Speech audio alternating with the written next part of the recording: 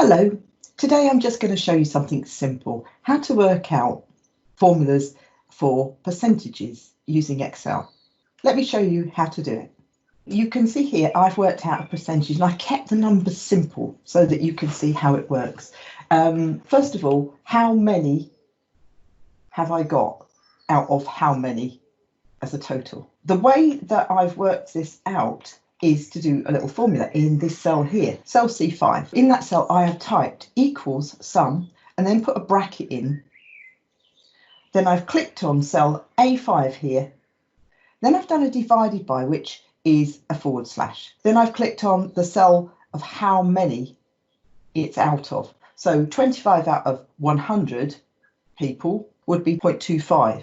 Now, what if I want to show that as a percentage sign? So I make sure I put the focus of the mouse onto the cell where I want to apply this, and then I put percentage style on. I have to make sure, sometimes you see too many decimal places like this, you can cut that down by using decreased decimal if that happens to you. When you're doing a percentage, I just use the F2 key to show you it in colour.